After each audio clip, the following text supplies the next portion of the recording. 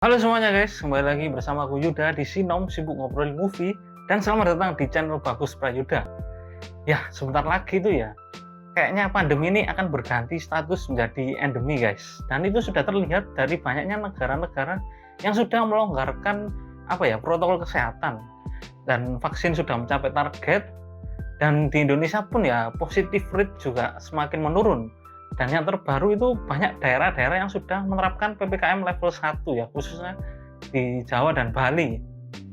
Semoga menjadi pertanda baik ya untuk tahun ini. Tapi masih ada yang lebih mengenaskan daripada COVID sekarang ini ya, yaitu banyaknya fenomena Crazy Rich yang muncul. Kita nggak tahu itu ya suksesnya itu dari mana ya, dan rada mencurigakan. Apalagi mudah sekali ya menghambur-hamburkan uang di tengah susahnya bertahan hidup saat COVID-19. Yang bikin kita geleng-geleng kepala ya, ternyata mereka itu seorang afiliator guys, dari aplikasi binary option yang ilegal bro, yang menjerumuskan banyak orang memilih cara instan tanpa tahu akibatnya. Wah itu sih kacau ya, aksi tipu-tipu dengan kedok trading yang menjanjikan kekayaan mendadak. Tapi kalau kalian berandai-andai ya, apakah pernah kalian berandai-andai membayangkan jadi sultan beneran ya, bukan yang kita mention tadi? Itu gimana rasanya guys? Apa memang semudah itu ya ngeluarin duit, atau jangan-jangan mereka itu sebenarnya itu memang masih struggling ya, dan belum bahagia gitu, meskipun sudah sudah punya semuanya gitu. Kalian pernah membayangkan nggak di posisi seperti mereka? Nah, film yang akan kita review itu ya, itu mirip banget ya kayak kehidupan zaman now bro. Filmnya itu judulnya Windfall, yang bisa kalian tonton di OTT kesayangan sudah amat ya, apalagi kalau bukan Netflix ya, kalian juga tahu itu. Tapi sebelum kita lanjut ya guys, buat kalian yang suka dengan konten-konten seperti ini ya, dimana kalian suka review film yang membantu kalian untuk memutuskan bakal nonton film seperti apa dan tidak keberatan dengan spoiler, atau setidaknya mencari referensi ya, kalian bisa like atau komen dan subscribe channel ini guys. Jadi kita bisa sharing semuanya di channel ini ya, dan jangan lupa untuk tekan tombol notifikasinya ya. Oke, mari saja kita lanjut ke ulasan filmnya. Let's go guys.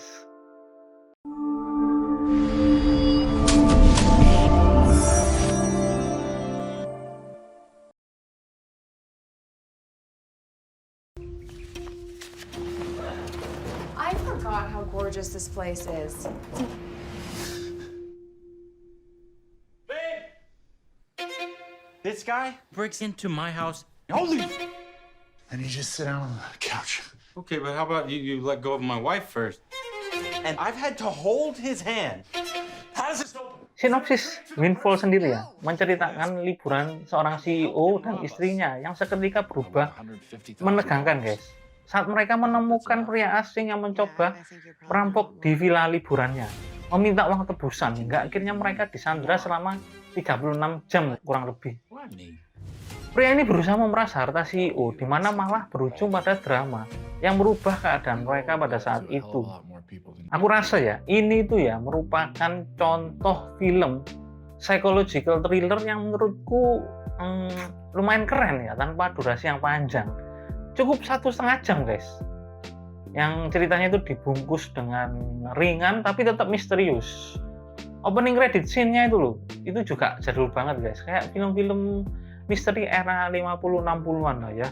Kalian tahu lah, scoringnya itu kan khas banget gitu, yang bikin merinding. Mungkin ya yang sekarang-sekarang ini tuh kalau kalian bisa lihat itu kayak garapannya sutradara Quentin Tarantino guys, yang ada Kill Bill, Hateful Eight, Inglourious Basterds, ya kurang lebih seperti itulah sinematografi yang ada di film Windfall ini. Plot utama yang ada di film ini tuh hanya melibatkan 3 orang aja guys, yaitu CEO dan istrinya beserta maling ya, yang nggak tahu itu ya namanya siapa sepanjang film ini. Di sini sebut aja ya, kita sebut aja penjahat, terjebak di situasi yang sangat awkward dan membingungkan, dan ada unsur-unsur negosiasi dan manipulasi yang pastinya bikin penasaran, karena dalam pembawaan ceritanya ya semua dihadapkan sama pilihan yang menurutku itu lumayan rumit guys, bikin aku tuh kayak nebak ya. dan nunggu-nunggu ini filmnya nih mau dibawa kemana sih sebenarnya. Dan yang memerankan CEO ini ada Jeremy Clemons, yaitu seorang CEO dari perusahaan teknologi yang tajir melintir, yang ngeluarin uang nggak pakai mikir guys. Aku rasa dia itu memang cocok sih ya. This guy ini kan memang sering banget ya nongol di film-film yang bertema misteri dan mafia gitu ya, yang memang ada unsur psikisnya juga guys, seperti Black Mass lah yang bareng sama siapa itu ya, Johnny Depp ya, Breaking Bad itu juga ada, The Irishman dan lain-lain lah, banyak. Jadi dia itu terlihat terbiasa banget gitu loh, karakternya itu pinter ya, dia itu juga cakap dalam melihat situasi dan meresponnya itu dengan apa ya, sesuatu yang sesuai logika dia gitu, meskipun rada egois dan brengsek ya, tapi itu tipikal yang cuma mentingin hidupnya tanpa mikirin perasaan orang lain guys. Dia dan dialog dia di sini itu sangat penuh dengan isu-isu ekonomi, budaya, dan nilai-nilai sosial yang bisa kalian ambil ya di film ini ya. Jason Segel di sini sebagai maling ya, itu diselipin humor yang secara look itu memang masuk aja di sini. Lumayan sering main di film komedi itu ya, ternyata membantu banyak dia di karakter di film Windfall ini. Mukanya itu loh, ekspresinya itu kayak orang tolol ya, tapi nggak bego juga ternyata guys. Itu sih yang di satu sisi dia itu gegabah, tapi juga lihai itu loh melihat gelagat orang. Cara berbicaranya pun juga lugu dan mudah berempati sebetulnya. Kayak bukan penjahat aja gitu. Dia itu memang ya cuma mau apa ya istilahnya, cuma maling aja tanpa ada niat membunuh. Kalau dia tuh kayak orang yang apa ya, dia itu memang salah ya, tapi nggak mau disalahkan sepenuhnya gitu kan, kampret ya. Alasan dia juga sebenarnya sih cuma pengen gimana rasanya jadi orang kaya. Itu doang sih, simple. Langsung kelihatan kok di adegan pembukaannya.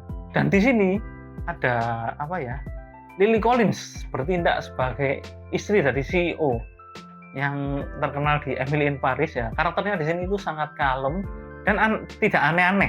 Dia itu cuma apa ya, semua itu cuma pengen kelar, selamat tanpa ada yang terluka gitu loh.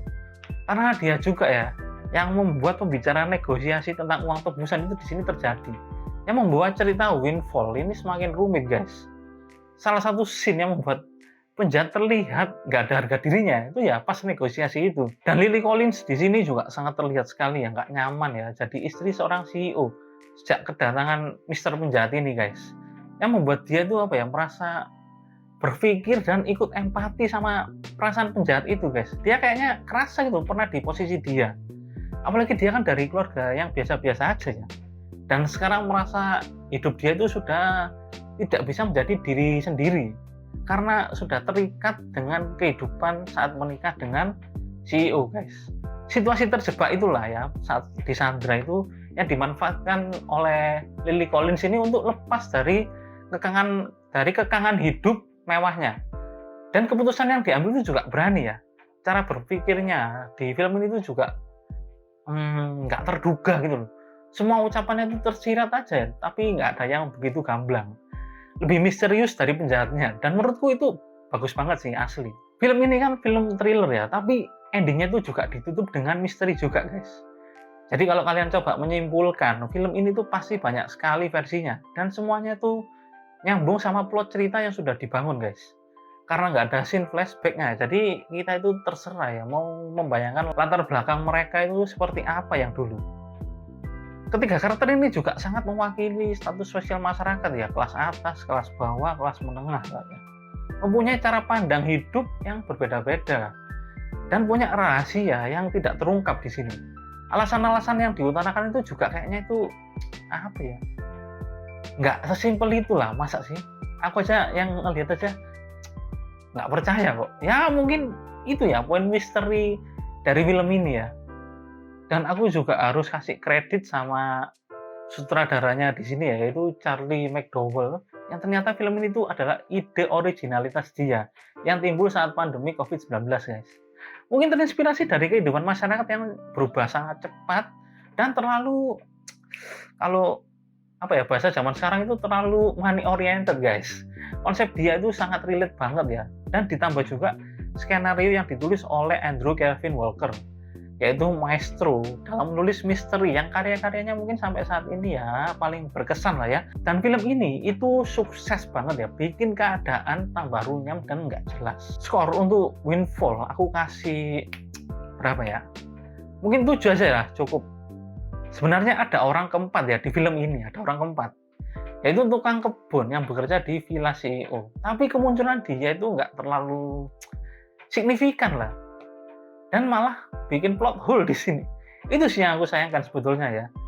Menang jumlah kan ya pada saat dia muncul ya, ada 3 orang tuh lawan 1. Masa nggak mau sih ngebukin maling loh? Padahal dia itu tahu loh, dia itu nggak mungkin bunuh loh ya, nggak mungkin bunuh meskipun udah punya pistol.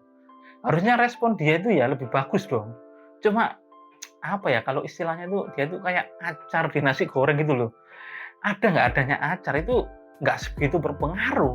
Nah, peran dia itu di sini tuh kurang lebih kayak gitu guys. Dan Windfall ini menurutku tontonan yang bagus ya. Dan kalian coba lah, jangan tonton sendiri ya. Mungkin harus banyak orang gitu ya. Jadi akan banyak versi tuh. Kalian akan berdebat-debat sendiri tuh. Mengorek-ngorek latar belakang mereka. Oke, jadi itu saja ya untuk review Windfall kali ini ya. Semoga kalian mendapatkan manfaatnya. Dan ingat, kerja memang nomor 1, tapi nonton film itu yang utama. Kita ketemu lagi di review film selanjutnya guys. Dadah. You think you have to do next? Please don't cross that line.